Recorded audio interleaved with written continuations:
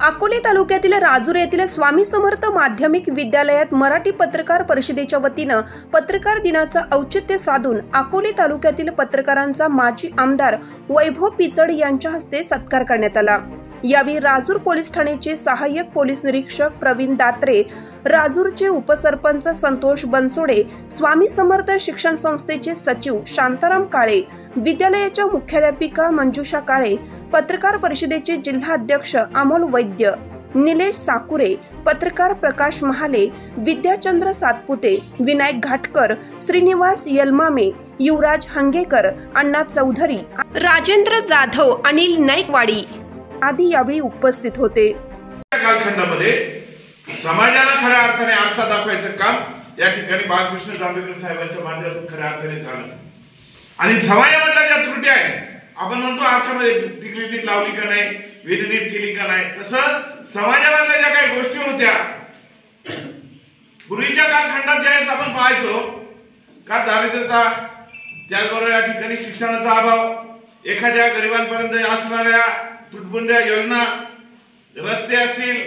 पाणी असेल, शिक्षण असेल, वैद्यकीय गोष्टी असतील, दवाखाने नाहीत, या गोष्टींचा उहापोह करण्याच्या दृष्टिकोनातून खऱ्या अर्थाने समाजाला आरसा दाखवण्याच्या दृष्टिकोनातून खऱ्या अर्थाने बाळकृष्ण जांभेकर शास्त्रींनी खऱ्या अर्थाने मोठा पुढाकार घेतला। आणि त्या काळी समाजामधली एक असं व्यक्तिमत्व की त्यांनी खऱ्या अर्थाने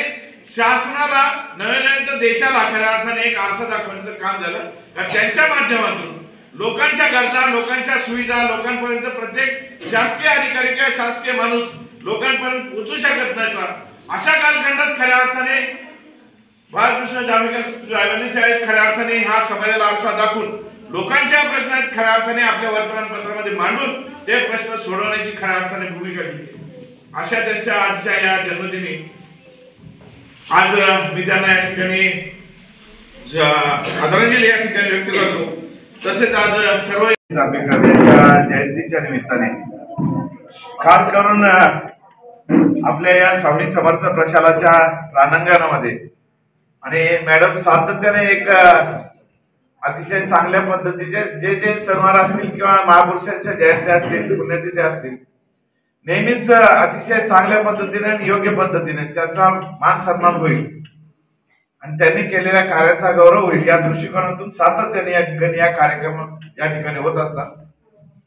आदरणीय काळे मॅडमनी हा कार्यक्रम घडून आणला। बापूंना आज पत्रकार म्हणून शुभेच्छा देणार, पण मॅडमला आज खऱ्या अर्थाने या ठिकाणी हा कार्यक्रम आयोजित केल्याबद्दल त्यांचे देखील खऱ्या अर्थाने मनापासून या ठिकाणी आभार व्यक्त करतो। आजच्या या कार्यक्रमासाठी उपस्थित असलेले आजच्या कार्यक्रमाचे अध्यक्ष माननीय अमोलजी, त्याचबरोबर या ठिकाणी उपस्थित बापू, उपस्थित महाले सर असतील, त्याचबरोबर या ठिकाणी आपल्या पोलीस स्टेशनचे माननीय दात्रे साहेब, उपस्थित सर्वच या ठिकाणी व्यासपीठावर उपस्थित असलेले पत्रकार बंधू, उपस्थित या कन्या प्रशालाचे सर्वच विद्यार्थी मित्र, खऱ्या अर्थाने आपण बघतोय की आद्य पत्रकार आचार्य बाळकृष्ण जांभेकर यांच्या जयंतीच्या निमित्ताने प्रथम त्यांना या ठिकाणी आदरांजली या ठिकाणी व्यक्त करतो। आणि आदरांजली व्यक्त करत असताना आपण पाहत असाल का बरेच जणांना वाटतं पत्रकार म्हणजे नेमकी काय प्रकार, आणि मॅडमनी अतिशय चांगला या ठिकाणी एक सुसंवाद घडून आणला आणि त्यांनी देखील या ठिकाणी एक प्रश्न सांगितला किंवा त्या ठिकाणी एक मांडणी केली का समाजामध्ये शिक्षण घेत असताना प्रत्येकाला वाटतं कुणी डॉक्टर झालं पाहिजे, कुणी इंजिनियर झालं पाहिजे, कुणी चांगलं शिक्षक झालं पाहिजे।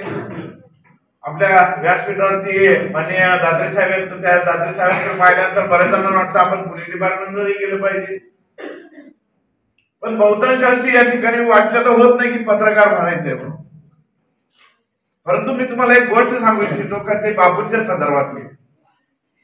मी ज्यावेळेस मराठी शाळेला इथं शिक्षण घेत होतो त्यावेळेस बापूंचे वडील गुरुजी आम्हाला शिकवायला होते आणि एक शिक्षकाच्या पोटी जन्म घेतलेला बापूंचा जन्म आणि जन्म झाल्यानंतर त्यांना देखील शिक्षण चांगलं झालं, शिक्षण झाल्यानंतर अनेक संध्या आल्या, परंतु संध्या आल्यानंतर आपण पाहिलं बापूंनी देखील समाजामधले जे काही वंचित लोक आहेत या वंचितांची कशा पद्धतीने सेवा करता आली पाहिजे या दृष्टिकोनातून त्यांनी खऱ्या अर्थाने त्या काही पत्रकार होणं म्हणजे वेगळं वाटायचं काहीतरी गोष्ट,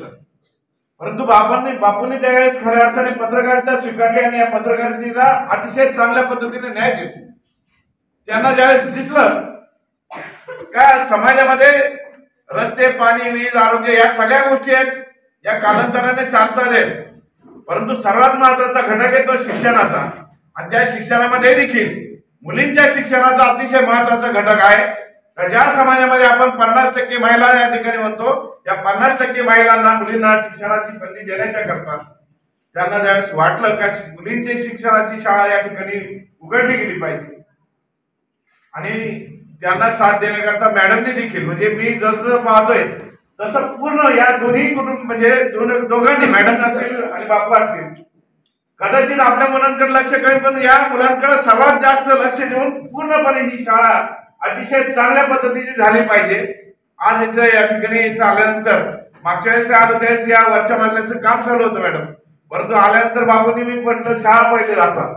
शाळा सगळी पाहिली आणि पाहिल्यानंतर खरोखर एक आनंद वाटला. जी आपण या ठिकाणी विद्यार्थी येतात त्या विद्यार्थ्यांना देखील चांगल्या प्रकारची एक सुविधा देण्याच्या दृष्टिकोनातून चांगली सुसज्ज इमारत उभी राहिली आणि ही सुसज्ज इमारत उभं राहत असताना त्याचबरोबर चांगले संस्कार देण्याचं देखील खऱ्या अर्थाने आपल्या हातून काम होतंय. ही खरोखर अभिमानाची गोष्ट या ठिकाणी वाटते. ब्युरो रिपोर्ट, सुराज्य मराठी.